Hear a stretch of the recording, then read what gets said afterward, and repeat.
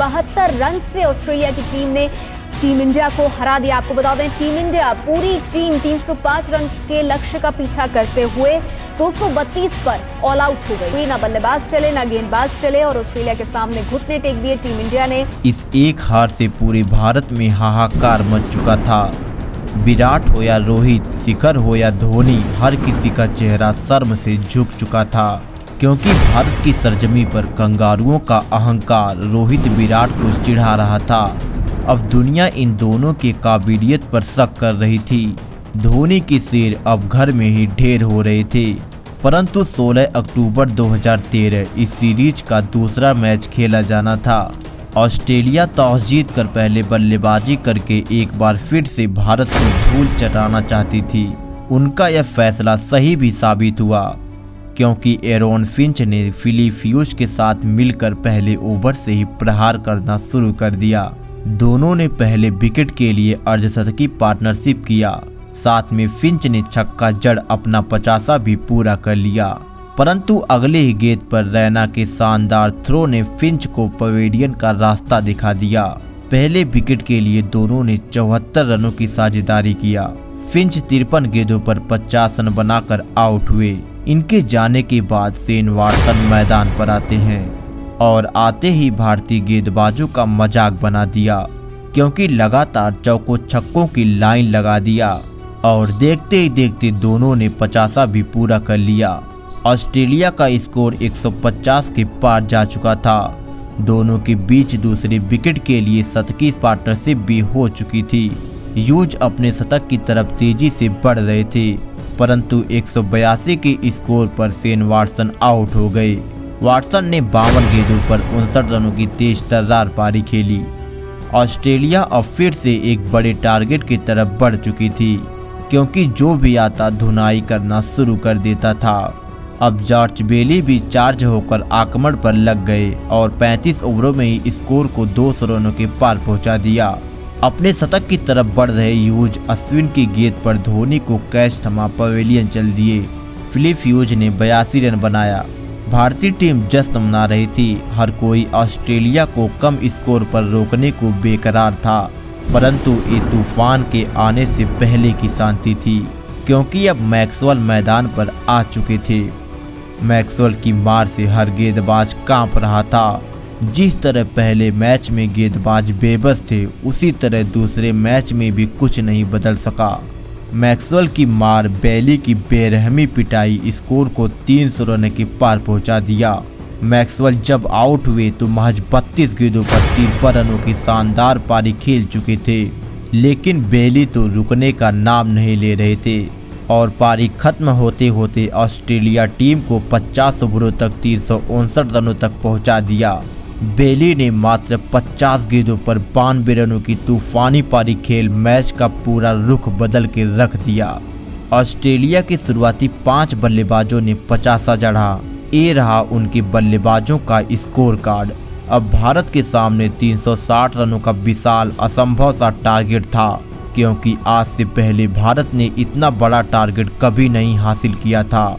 वहीं पिछले मैच में यही टीम इंडिया मात्र 232 रन पर ऑल आउट हो गई थी। ऐसे विपरीत हालात में पूरी दुनिया भारत की हार मान चुकी थी, परंतु किसको पता था कि आज इतिहास भी इस त्रिमूर्ति के सामने नतमस्तक होने वाला है। अब रोहित धवन की धाकड़ सलामी जोड़ी मैदान पर कदम रखती है। भारतीय टीम की शुरुआत बेहद ही धीमी रही। पहले 3 ओवरों में स्कोर मात्र 12 रन था, परंतु जब हिटमैन का शो और धवन का धमाल शुरू हुआ तो थमने का नाम नहीं लिया। ऐसा विस्फोटक विस्फोट हुआ कि पता ही नहीं लगा कि कब इंडिया का स्कोर 50 रन फिर 100 रन हो गया और देखते ही देखते 150 के पार चला गया। दोनों के बीच ऐतिहासिक पार्टनरशिप भी हो गई, परंतु 176 के स्कोर पर धवन ने अपना विकेट गंवा दिया। धवन 86 गेंदों पर 95 रन बनाए थे। फॉकनर इस विकेट के मिलने का जश्न मना रहा था, परंतु अब मैदान पर वो शख्स कदम रख चुका था जो आगे चलकर क्रिकेट का किंग बनता है, जिसके नाम मात्र से गेंदबाजों की रूह कांप जाती है, जिसे दुनिया the man the myth the king of cricket Virat Kohli कहती है। आज कोहली ने ऐसी विराट पारी खेली जिसे देख पूरी दुनिया ने आज ही कह दिया था कि यही बनेगा क्रिकेट का किंग, क्योंकि इस दुनिया ने ऐसा रूप देखा जिसे न आज से पहले देखा था और ना ही आज के बाद देखा। विराट मैदान पर आते ही रनों का सैलाब बहा देते हैं। जो विराट शुरू में समय लेकर खेलते थे, आज वही विराट ऑस्ट्रेलिया पर आक्रमण कर उसको नष्ट नाबूद करने में लगे थे। रोहित राठ की जोड़ी कंगारुओं को तड़पा तड़पा कर पीट रही थी।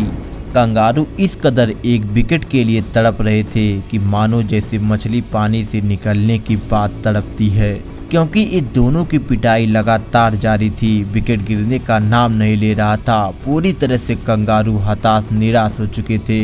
अब विराट की आंखों में कंगारुओं को उनकी हार नजर आ रही थी, क्योंकि विराट ने 50 रन बनाने के लिए मात्र 27 गेंदों का सामना किया और स्कोर को 30 ओवरों तक 200 के पार पहुंचा दिया।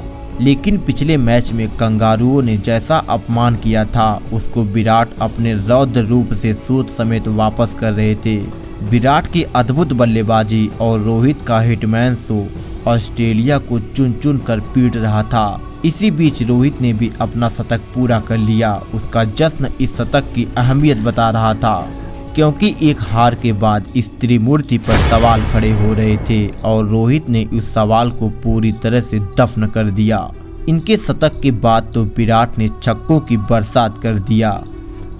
विराट के आगे क्या जॉनसन, क्या फॉकनर, क्या स्पिन डिपार्टमेंट, हर किसी को पूरी तरह से ध्वस्त किया था। विराट की ऐसी अद्भुत बल्लेबाजी ने हर किसी को अपना दीवाना बना दिया। विराट ने मात्र 52 गेंदों पर अपना शतक भी पूरा कर लिया। यह भारत के क्रिकेट इतिहास का सबसे तेज शतक था। अब आपको जानकर हैरानी होगी कि भारत ने 360 रनों का टारगेट मात्र 43.3 ओवरों में ही हासिल कर लिया। यह एक ऐतिहासिक जीत तो थी ही, परंतु अपने सम्मान को भी बचाने के लिए बहुत ही जरूरी था। पूरी ऑस्ट्रेलिया टीम मात्र धवन का ही विकेट ले सकी। भारत ने इस मैच को 9 विकेट से जीत लिया। विश्व की सभी टीमों के लिए 50 ओवरों में इस स्कोर को हासिल करना मुश्किल होता। वहीं भारत की इस त्रिमूर्ति के सामने यह स्कोर इतना बौना साबित हुआ कि भारत महज 43 ओवरों में ही जीत गया। और इस दिन पूरी दुनिया ने देखा था भारत की त्रिमूर्ति का कमाल। तो दिवाली से एक दिन पहले टीम इंडिया ने इंडिया को दिवाली का तोहफा दे दिया है। भारत ने ऑस्ट्रेलिया पर ऐतिहासिक जीत दर्ज कर ली है और